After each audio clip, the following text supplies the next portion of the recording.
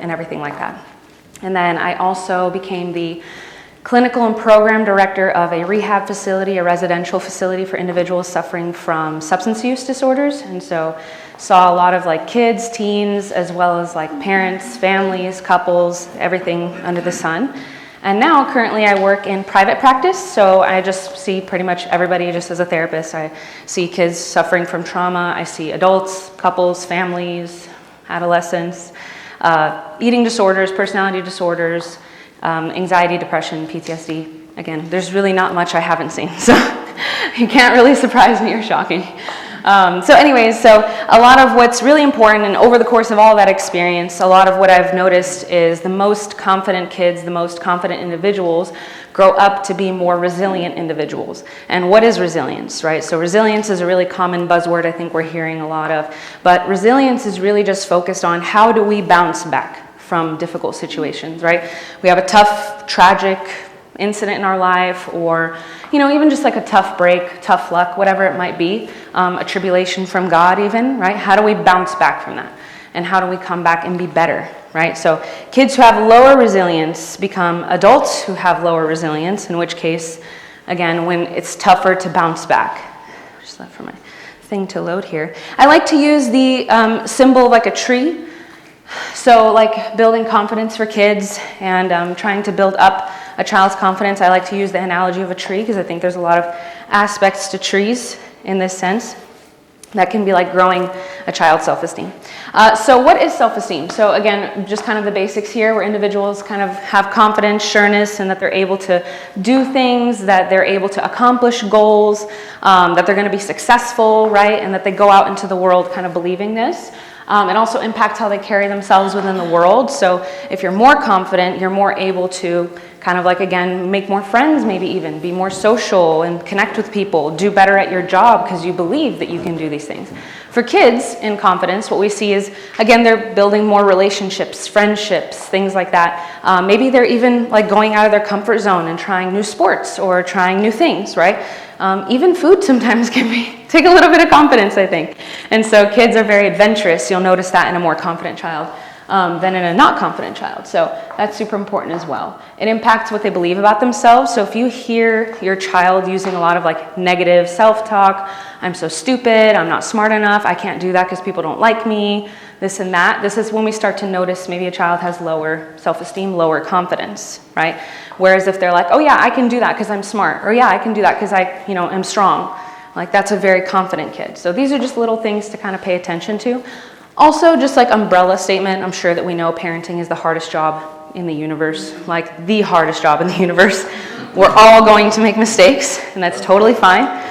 It's just a matter of how do we come back from it, right? How do we like correct the mistake? How do we do better, right? So don't get down on yourselves. It's a tough job.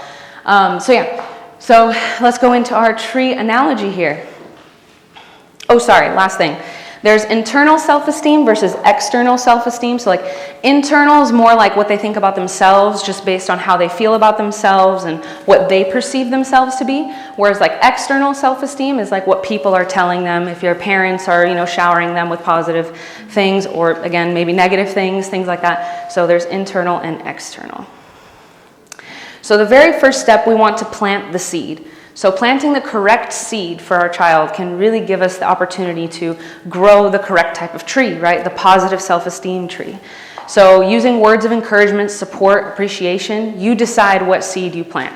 If we use a lot of negative reinforcement, a lot of negative terminology, maybe we're reprimanding, we're very critical of our child, you're going to plant a very negative seed, right? Whereas if we try to uplift our kid, correct rather than reprimand, or I think there's definitely room for discipline for sure, but are we doing that more? Are we using more positive reinforcements, or are we kind of just being very critical? That maybe they did what you asked them to do, but they didn't do it exactly. Why did you do it that way? That took so much longer, right? Instead of being like, yeah, you did a good job. Maybe next time we could do it this way. It's a little faster, right? You won't work as hard, right? So definitely trying to plant the right seed here is super important, right? Any questions so far? Are we good? Oh, yeah? It's a quick question. Sure. How can we know if my son has a self-esteem or if he's being arrogant? Oh, okay. Sure, that's a good question. So oftentimes what we see like confidence versus arrogance. Arrogance is very much like I'm the best always. There is no room to learn. If you see there's like not really an acceptance or willingness to learn, that's a pretty big indication that they're probably feeling more arrogant, right? Even when you come across like people generally who maybe don't want to listen or anything like that, typically it's from arrogance or pride, right? And so when we see a kid who's not willing to listen and learn, that's a pretty big indication it's arrogance. Another big indication of arrogance is like when they make a mistake, are they blaming others or are they taking responsibility, right? There's always going to be kids that like their first instinct is like, oh, it wasn't me, because they're afraid to get in trouble. But when you sit down and talk to them, are they like, yeah, I could see how that was my fault? Or are they still doubling down, no, it's not my fault, I didn't do anything wrong, everyone else is stupid, I'm the best. These things are small indications that it's probably arrogance versus confidence, whereas like confidence is more like, yeah, I can learn from someone and I can do well at something. I'm good at this, but I could probably do better, right? I want to learn how to do better so I could be like the best in the future, right? They're willing to learn. Again, kind of opposite of arrogance. They're also very much like, when you think about confidence, they aren't like putting others down. You know, they're kind of just like, oh, I'm confident in myself enough to where I don't need to put other people down. Like I'm confident in me. So that's another pretty big indication. That's a good question. Does that help? I hope that helped. Yeah? Okay. Awesome. Oh, yeah. The other way around, where you can say that my son has no self-esteem or has no enough self-esteem versus is maybe humble or maybe wants to push people. Sure. So you're asking what's the difference between like low self-esteem and humility? Yeah. So with low self-esteem, you'll kind of see it in, again, like what are they chasing to do? Are they confident enough to go do things? Are they confident enough to go explore things, like go try new things, try new sports, put their best foot forward, or are they scared? If they're frequently like fearful of how they're going to be viewed, or like if they're going to succeed, things like that would probably be more like on the lower self-esteem, whereas like humility, I kind of think kind of comes after that. So like if they do something well and they're like, oh, I did a good job, but like I don't need to boast and talk about it, you know? And they're still willing to go try those new things, explore, do the things, right? They're just not bragging about it. It's like more humility and still kind of can be within self-esteem. You can have high self-esteem and still be like humble. That's still, you know, possible as well. Does that help? Yeah? Okay. Awesome. Good questions, you guys. So now kind of shifting into water and care. So you've planted the right seed, right? Let's say we've planted the seed and we want to water and care for the seed. How do we do that, right? So we want to support exploration individualism. So what do I mean by that? So if your kid wants to try something new, remember, they're kids. It might be something that you're like, I would never do that. Like I would never go and take a ceramics class or something. And maybe that's something that you're like, why would I take that? And your kid's like, I really want to do it. Support them in doing that. It's not going to harm anyone. It's them exploring. It's them growing this individualism that they have. Support them in that. I want to try a new instrument. I want to try cooking. I want to try whatever. Support them in these different endeavors, because when they put the best foot forward and try and give it their effort and you support them doing that, they build a different type of like belief in who they are now. They start to really hone in who they are. It's really, really important for your kid to know who they are. Right? Because even as adults, I see a lot of adults who have lower self-esteem because they don't really know who they are. Maybe they've been in a relationship their whole life, or maybe their parents have always told them who they are. They just didn't take time to explore because they're scared or don't really like who they are. So it's really hard to like who you are when you don't really know who that is. Does that make sense? So if all your life you're just kind of like, oh, again, following the social norms or doing whatever, not paying attention to what you like, what you don't like, what you want, what you don't want. It's easy for us to do that with kids too. They're very malleable, right? They're like sponges. They kind of soak everything up. And so if we don't give them the opportunity to figure out what they like and what they don't like, they just kind of walk around aimlessly like, I don't really know who I am, right? So another analogy I like to say is like, imagine you go on vacation, right? And you haven't been to your home in a couple weeks. Don't remember what state you left it in. You're just like rushing out of the house to go make your flight, whatever. And then you return and your friend or parent calls you up, or someone is like, hey, can I come over? And you're like, dude, I don't even know what I left. Like, I don't know if I have chips in there. I don't know if I have like drinks for you. Like, no, you're not coming over, dude. Right? Whereas if you have been in your home the entire time, you just went grocery shopping, it's clean, like you just did everything, right? And someone calls you up and says, hey, can I come over today? You're like, yeah, sure, come on in, right? It's hard to let other people in as well as like love what you have when you're not even sure what it looks like, if you have what you need, if it is even clean, should people even be in my space, you know? So like even in relationships in the future, it's going to be hard for individuals who have lower self-esteem to let people in because they don't even know what's in. They don't even know what's in their heart. They're not even sure. They don't know what's in their mind. They don't know what's in their personality because they have been on a trip for 3 weeks, right? So kind of similar analogy there. So always support their exploration, individualism, support their independence. If they want to do something where you're like, that's going to be really hard for them to do by themselves, let them try. Even at such a young age, like if they're like 2 trying to tie their shoes or something, just let them do it. Like, let them try, let them give it a shot. They keep messing up, whatever, it's okay. Let's be patient with that. That's a very small thing that we can do to support their independence. They want to try and like feed themselves. Okay, cool, if they're a very, very young age, right? If they want to like try and feed themselves, yeah, so what, they make a mess, it's fine. Like let them be independent, let them try, right? Now when they're older, if they want to do their own college applications, they want to figure out a lot of things on their own, that's when we start to see, ooh, they're going to be independent, right? They're going to go drive for the first time. They're going to do whatever for the first time. It's okay to set boundaries, but it's not okay to restrict them to the point where they're not able to do anything. Because then they're not living life. They're not being independent. They're not trying, right? Maybe even when they're like, I would say like school-age kids, right? They want to try and do a project by themselves. Again, you know it's a hard project, but you're like, yeah, let him try. It's his project or it's her project. Let him do it. Right? I'm not going to sit and hover and be like, no, you shouldn't do it like that. No, don't do it like that. No, just let them get whatever grade they get. This is a very small thing that you can do to just support their independence. Let them try. They're old enough, clearly, they gave them the project, not you. Yeah? So let them try. That's their independence. Acknowledge good behavior, positive and negative reinforcement versus punishment, right? So if you see good behavior, let's acknowledge that. I'm not saying like for every little thing, give them like a piece of candy or give them something like that. But what I'm saying is like if they're doing something good, acknowledge it. Take a moment to be like, hey, like I saw that you were super nice to that kid that was by himself. Like, good job. That was so nice of you, right? And like also really, really acknowledge who they are versus like what they do. It's good to acknowledge, oh, you got an A on that test. That's so good. Good job, right? But if that's the only time you tell them good job, they're going to think that that's their whole self-worth is based on what they do. If I don't achieve and perform at my best, mom and dad don't think I'm good enough. So then that's not valued, right? So who are they? Are they generous? Are they kind? Are they funny? Point those things out. They like to hear that. It's important, right? So that in the future, I see it all the time. Maybe you've seen it, maybe you've even experienced it, where they're like in their career and maybe they're not achieving exactly what they wanted to. And they're like, oh, well then I'm a failure and everything about me sucks and I'm horrible and I'm this and I'm this and I'm this. Because the only value they've ever placed on themselves that's positive was their career achievements, was their ability to get the job, ability to get the salary, ability to get the degree, whatever it is, right? So we want to acknowledge who they are, not just what they do. It's good to acknowledge both, yeah? So engage on like one thing. Oh, yeah, sorry. What if it turns into manipulation? Like, we're not going to do the good thing unless you give us something about it. Oh, okay. Well, I think that like kids are very smart, obviously, so if they want something like candy or a toy, I could picture them like trying to do that. But what I'm kind of saying is like maybe once every other time it's like an object.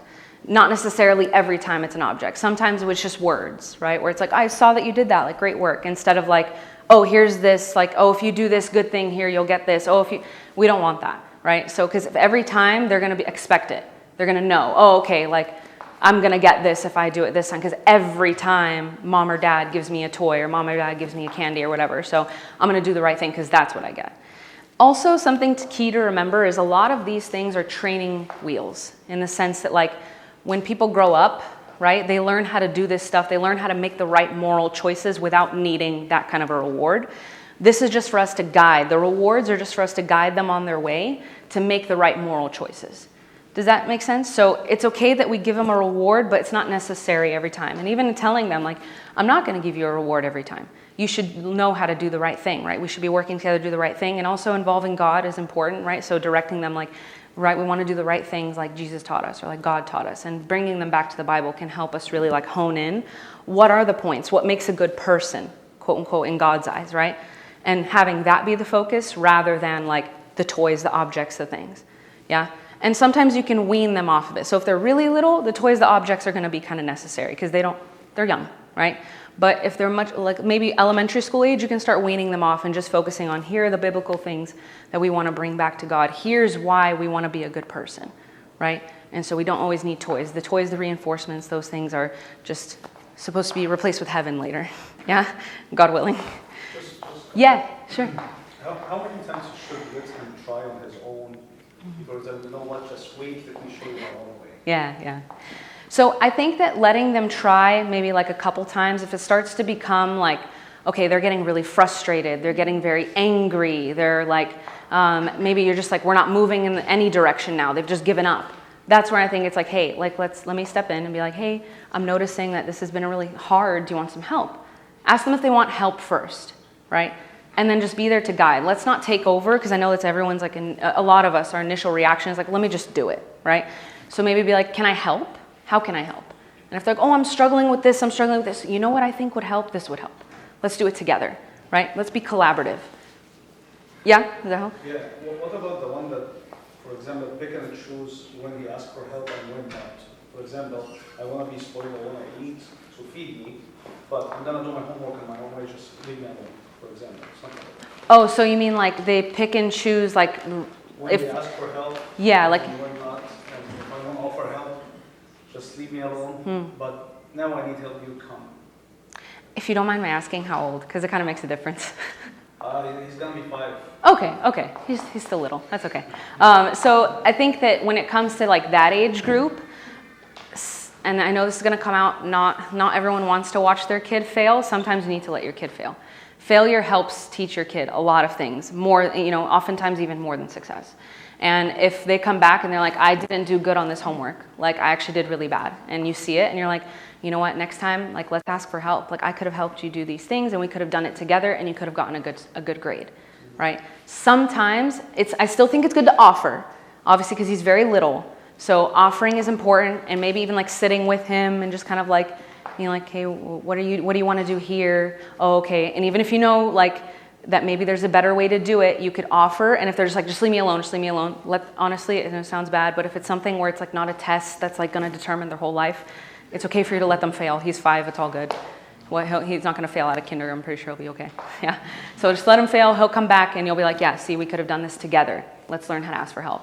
Because learning to ask for things is also super important for kids, right? That also helps their self-esteem. And if every time they ask you for help, you show up, this is really important as well. Because then they know my caregiver is going to show up every time I ask them for help.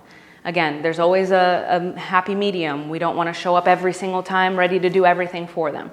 Let's just guide. Try and give them that independence. Yeah. So when it comes to elementary school age, when do you step in, say that it's the kind of kid who, even if he were to fail, he wouldn't care because he's too young to understand the consequence of what not doing your homework well or doing your work well Sure. means. So when as a parent do you come in and teach those skills, and when do you step back and let them fail when they're in an elementary school and like frankly, I don't know if they really care about what it means to, oh, I got that grade, oh well. Yeah. Well, I think that it's important for you to define that that's not good, right? Again, we don't want to like make it their whole like, this is so bad, like, oh my God, I can't believe you got this grade. We don't want it to be that. We could say, like, this is really like, we want to make sure we get good grades so that we can do well and we can, you're smart, right? And you want to encourage your kid, you're smart, right? This doesn't look like something a smart kid would do. So what do we need to do as a smart kid? What do you think a smart kid would do, right? We want to make sure we're encouraging them to do as a smart kid would do, right? And that doesn't mean that they're stupid, and we're not trying to fit them into that black and white, if I'm not smart, I'm stupid situation. But we want to really encourage them to see that, like, if you're smart, we want to show that you're smart, right? And if we put our best foot forward in school, it makes it really important for the future, whatever. I know kids who are 5 probably don't care about the future, but we want to make sure that they know, like, that's where I'm talking about those like little reinforcements of like toys or whatever can be helpful to guide until they actually understand like what it even means to get a good grade. Who cares if I get a good grade? What does that do for me? Yeah, so saying something like, if we get a good grade, like you can get this, right? I'll reward you with this, positive reinforcement. So that's how we make them care about getting a good grade, right? And then on the back end of like, well, how do I correct if they got a poor grade. I'm not like a huge fan of punishment, but I do think that there's definitely like a time and a space. I just think that punishment, when you remove it, it just creates sneakier kids. Like what we've typically seen is like when you punish a kid, they're like, oh, I'm just gonna make sure I don't get caught next time. And we don't want that, but negative reinforcement can be something that we use, right? So I think that with negative reinforcement, it's kind of like we're gonna remove something instead. So we're gonna like take away a game or take away something they really like and just be like, hey, because you got this score and it's super important, we're gonna take this away for a couple days, okay? Because I want you to focus on whatever, yeah? So negative reinforcement I would prefer rather than like, okay, you're not leaving this house for the rest of this week, like you're not gonna see your friends, you're not gonna do whatever, you're gonna sit at home the whole time, and I don't want you watching TV, and we're not gonna like punish to the point of like suffocation. Let's just remove like one thing that maybe they really like, yeah? Or like, again, we tell them like, well, because you didn't get the score, you're not gonna get this treat. You're not gonna get this toy. You're not gonna get to go to whatever event, yeah? So that's how we kind of guide them into caring when they don't really even know why it matters to care. Yes? Yeah, okay. So, I curiosity. Sure. There's a part of me, just because I know that Sunday schools are going to be getting out, do you want to finish your deck and then after the deck, Sure, you can yes. question and answers? Yes. Sorry, I didn't know. I also have ADHD, so very easy for me to just keep going, so I apologize. Thank you. Just kind of making sure that we're watering the right seed here. So again, encouraging kids to maybe even like learn a language, play a sport, learn an instrument. Doing these things can be really hard or a really easy way to kind of like encourage their individualism and water the right seed. Again, when the seed is so small, it's so easy for it to get impacted by outside forces, right? And there's a lot of outside forces right now, right? There's social media, that's definitely something new that a lot of us didn't have to grow up using or with. And now it's just very different, right? So I call this like the wind of the world. So like consistency and all the previous suggestions can really water the right seed and grow the right plant. But if you have a very small sapling still, right? The right winds, the difficult circumstances can really like demolish everything that you've built. So how do we protect our kids in that very early stage? We want to limit exposure as much as we can to these factors. I'm not saying like don't let your kid have any social media or don't at all. Obviously, depending on the age, it might be appropriate to not have them have social media for that time. But also like making sure that if you feel necessary, like replace it with something. So if we're gonna limit their social media, you can't just say, you can have your phone for 1 hour a day and like that's it. But if they were previously on their phone for 3 hours a day, what are they gonna do for the other 2 hours? They're gonna come and annoy you and be like, Mom, I want my phone, why can't I have my phone, right? So the right way to do this is to replace it. What are we gonna replace it with? Either like a new sport, new activity, again, new language, craft, whatever. We need to replace it with something. We also want to engage with your child, be friendly. I'm not saying be friends. There is definitely an age later in which you can kind of be friends with your kid at some point. But when they're this age, you still want them to view you as somewhat of an authority figure, right? So we still want them to respect you in the same way, but we still want to be friendly. We want them to be able to feel comfortable to come tell us things, to talk to us about important stuff. So let's be friendly, right? Make them feel safe. The likelihood of them involving you in their life is much higher when you make them feel safe. And if something from the outside is impacting their self-esteem, they're going to come to you if you make them feel safe, comfortable, and protected. Yeah? So some things to keep in mind. Parent self-care is also super important. The state of your marriage, super important as well. This is above your kid, right? So if your marriage is struggling or you are struggling in your own mental health or your own just like life generally, that's going to impact how you parent your kid. That's going to impact the energy you have to put towards parenting your kid, right? And if you're too busy with your spouse not exhibiting the right, I guess, like example of love to your kids because you guys are in your own issues and things like that, we need to straighten those out first. Those are very important because that gives your kid the right image of love, but it also gives both of you the right amount of energy to put into your kid. So this is super important. Third, growing roots, right? So the bigger the tree gets, the deeper the roots are, the harder it is to really knock down what you've built and what your child has built. Know your child and help your child spend time exploring what they like, right? Again, really spending time with themselves, enjoying what they like to do. And sports, journaling, learning a language, cooking, doesn't matter. Encourage them to do activities in which they can explore what they like. If they know themselves well, like I said early, they'll be able to kind of love themselves deeper and be more internally confident, which is really hard to take away from somebody versus like if all of their confidence was built on external compliments and validation, very easy to tear that down. The moment that gets taken away, the person's like, so what am I? Am I good? Am I bad? Right? But if they have that internal confidence, super important. I do have some resources. Like I said, parenting is the hardest job ever.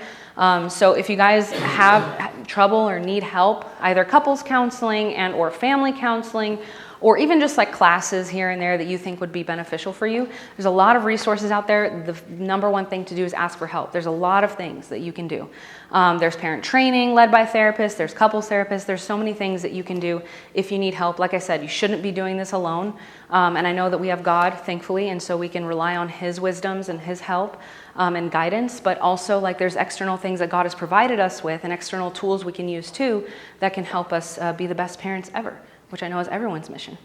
And just some encouragement from God as well. So don't be too hard on your children. In Ephesians 6, God really talks about trying not to be too hard on your children. Don't operate out of anger constantly, right? We want to focus on being the embodiment of Christ. So Christ gave us the opportunity to come here. He gave us that image, so we should follow that image as well, as much as we can. Don't discourage them. Colossians kind of talks about that as well. And plant the right seed is from Proverbs chapter 22 as well. So again, 3 steps. Plant the right seed, water and care, protect from your winds, and grow some roots for your kid. And that should give you a beautiful self-esteem tree. Thank you, guys. Yeah. Thank you so much.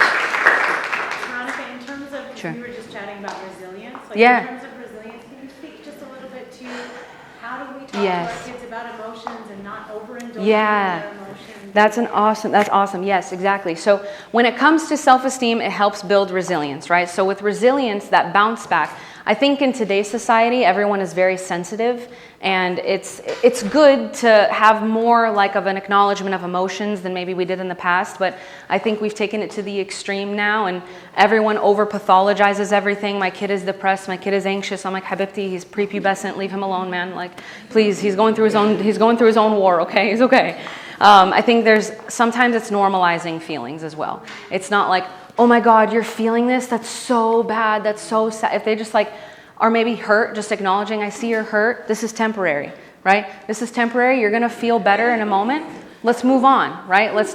I definitely think that there's times that we need to sit if our kid went through something like maybe a loss or something to this effect. Maybe their friend moved and it's like really sad. It's okay to acknowledge, oh my God, this is so sad. Like I know you're going to miss them, and share with them, listen to them, but then kind of being like, you're going to make more friends. Like later on, you're going to make more friends. It's okay to miss that friend, but you're going to make more friends. When it's like the right time, let's push to move forward. Let's not just stick to the, oh my God, you're so sad. This is so terrible. It's okay to just kind of like move on sometimes, right? Kids are very resilient, much more than adults. And a lot of it is because they haven't seen a great deal that we have. And so let's play on that. If they're more resilient than us anyway, let's start. Again, I'm not saying don't regard it at all. Don't validate it at all. Validate their experience. It's okay to do that. And that doesn't mean that you believe that they're right or wrong. It just means that you're saying what you're feeling is happening. So you're feeling sad, even if you think it's stupid that they're sad that their ice cream cone failed, because you know you can go get another one. It's no big deal. Just being like, oh man, that sucks. Like, I'm so sorry that happened. Like, it's okay. We can go get another one. No big deal. Right? Let's go get one. Right? Or anything like that you feel you can just push, move. It's okay to do that. If they're even in college age, right? And they didn't get into the university that they want to get to. Oh my God, I'm so sorry. Like that's sad. I know you really wanted to go there. What are our options, right? Instead of being like, oh, what do we do now? Like that's so terrible. That was such a good school too. Like God, we were gonna get that major, man. I was gonna get to tell everyone you're going to UCLA, bro. Like we don't want to harp too much on that, yeah? We want to like, man, that sucks. But that's okay, right? What are our options? Do you want to go to community college for a couple years? And I know that's like the big shame of a lot of people don't want to talk about. I know, but like, do you want to go to a community college for a couple years and then figure it out? Or do you want to pick a different school, right? Like, let's push for resilience and not just be like, damn, that sucks. This is terrible, right? Again, okay to acknowledge, let's not just stay there. That's a good question. Any other questions? Oh, yeah. That is very similar to what? Yeah.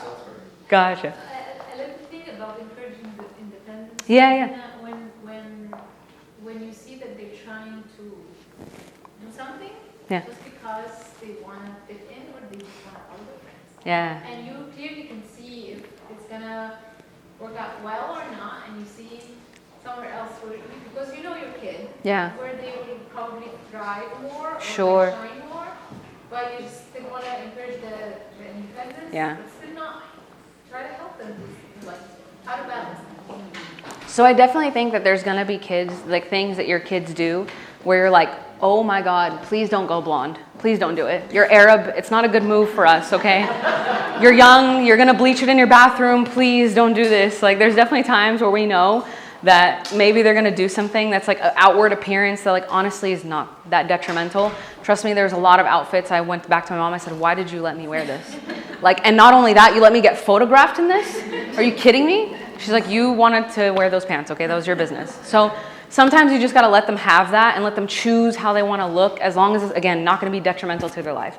If it's something that you're like, oh, this is gonna be like really detrimental to their life, again, maybe it's, and I hope this isn't super dramatic, but like drugs or going to parties that you know are like, oh, I know people are drinking at these parties. I know people are doing things they shouldn't be doing at these parties.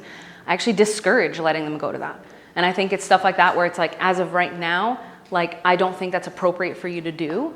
And currently, and I hate to use this line, but like, you're under my house and I'm not comfortable with you doing that. I'm comfortable with you doing these things, right? And lay that out for them. Don't just say, no, I'm not comfortable, you're not going. I'm comfortable with you going to these things. I'm comfortable with you doing these things. I'm not comfortable with this. Yeah? Does that help? Yeah. I hope so. Yeah? Okay, I try as much as I can to pick my fights with my kids. Sure. I have two boys, so this is specifically for boys because I know girls have a lot of. You're a good time, yeah. So if my son wants to go blonde, for example, Yeah. I don't fight this because it's gonna Yeah. happen, he's gonna cut it and Yeah. life will go on. It's gonna look but awesome. If you want to burst his ears, how can I say no to this? So, and I know this is going to be controversial. That's not permanent. They're going to take it out. It's silly. Does it look ridiculous? And yeah, I know. Trust me. We're in a cottage. I know. I'm not gonna be able to. Look, I'm telling you now, this is just my like personal opinion. Again, like tattoos, I feel are a very different story. First of all, that's not something that like, again, I think that it's permanent, obviously. So that's not something he can ever go back on. Whereas like, and I know this is super controversial, but like you can take an earring out. And like one day he's gonna wake up and be like, what the heck did I just do to my ear? This looks ridiculous. Or shoot a heroin, it's gonna go one of the other way. Yeah, you can also just not let them do it. Yeah, I think this is a good idea. It's looking cool. He will say it. And I know that that's like a fitting in thing. And so that's why I'm saying like what I don't want, because trust me, I was a kid, we all were. I remember a lot of my friends would go get their ears pierced and then they would take it out or hide it when they were in front of their parents. And I saw it all the time. I saw everything. So that's why I say if you sit there and say, no, absolutely not, you're not going to get the chance to do that, that's ridiculous. I still think you should say no, by the way. Not saying that they don't, but I'm saying if he's like, no, I'm going to go do it, and he comes home because he's 18 or whatever and decides, yeah, I can go do it at Claire's, they let you do that now, whatever, and comes back with a piercing and you're like, what on earth? I think it's okay to tell him like, that's not what I'm comfortable with. That's not appropriate for you to do to your body. Like, I'm not okay with that. And let him know you're disappointed, right? I just don't think that being so constricted on like, you absolutely need to take this out of your ear right now. I can't believe you did this. Just let them know I'm disappointed. I do not want you to wear that. Let them know how you feel. But again, at the end of the day, that is something that he can take out, thank God, right? If it's like something else, that's like permanent, I think that's where you need to be even more strict and be like, absolutely not. Like, that's not going to happen. Because again, when he's out of your house, going to college in a dorm or whatever, like he has that freedom.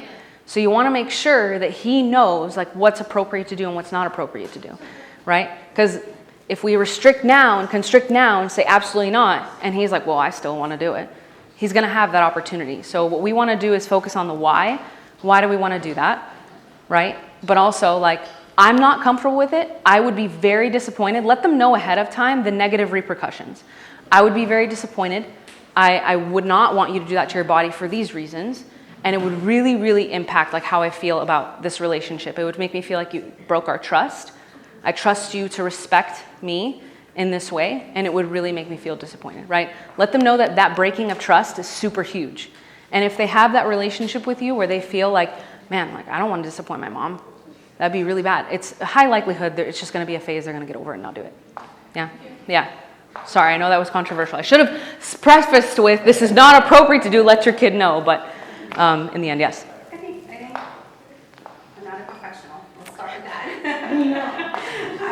I can relate because I have older kids Sure, too, yeah. and they have some outlandish requests. Yeah. And I always say this, it's a matter of the heart. Yeah. Your heart is reflecting what you're asking for. Yes. So I've learned, I don't know, I'm learning all this, right? No, it's good. I've learned that it's that whole thing you were talking about replacing. Mm-hmm. Okay, so there's a lot of times we'll say, you know what, let's revisit this Yeah. in 6 months. Yeah. I'm not gonna say no, let's revisit this in 1 year, but in that time, I want you to work on having your quiet time every Yeah. morning. Because I can't change my kid. Yes. But Christ can. So if we replace it with truth, Yeah. and we make sure that we're working on their heart, He's gonna take care of the matter of the heart. Exactly. So I've learned to put a pause on their requests. Yeah. And most of the time, honestly, They forget about it. Yeah. They figure it out. Yeah. Like Christ convicts them. I remember one of them was, I don't want to say it because that's controversial, but I remember it was Go ahead, like, say it. Tell us which kid too. no, I remember it was like, no, I want it, and we put a pause on it, and I said, let's focus on other things. To mission trips, we Yeah. shut, obviously, and not down your throat. Sure, but sure. Just engage in a lot of Christ things. Then this year, it's like, yeah, no, actually, I don't even care for it. Yeah. Thank you, Jesus. So, and I didn't have to do that. Yeah. When we co-parent with Yeah. them, okay, let's stop. Yeah. No, you're right. You're right. You're absolutely right. Yes. Mother of 5. Yeah. Oh my goodness. You're not only a professional, you're a Navy SEAL. You're a Navy SEAL, dude. SEAL Team 6 over here. And older, come in. God is in your house. God is like, girl, you're not doing this alone. I definitely think taking a pause, right? Taking a pause and making sure that and obviously this talk isn't to address all issues, but I definitely think that that's a good idea. Like if you want to take a pause and say, hey, let's think what God thinks, but not only for them, you as well. Like anything that you don't know what to do, I can't tell you the amount of times that I've just been like, I've tried everything and I don't know how to fix this. So I'm clearly messing up. I'm going to need you to figure it out. And I'm like, this is clearly in your ministry, not mine. And so take a moment to just be like constantly, repetitively be like, God, I want you to open up my child's heart for this. Open up your heart on what you think they should be doing for this. Speak to them, God, in the way that you know how. That's a really big thing I always say, because I think everyone needs a different way of speaking from God, and God knows that. So just being any way that the best way you know how, talk to this person, fix this.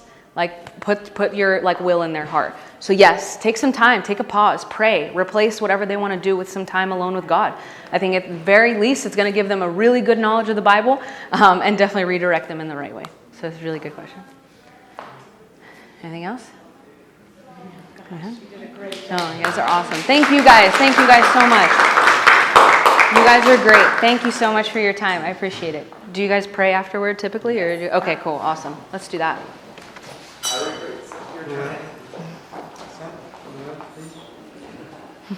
Yeah, I can lead if you, yeah, sure. In the name of the Father, Son, and the Holy Spirit, one God, amen. Thank you so much, dear Lord, for blessing us with the opportunity to be here, God, and to share how we're raising our kids, our questions, Lord, to you.